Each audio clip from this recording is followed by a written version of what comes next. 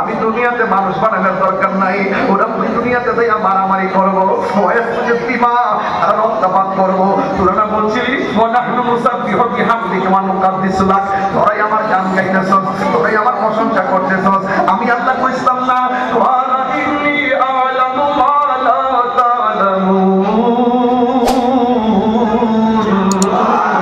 আমি আল্লাহ যাহা জানি তোমরা তা জানো না।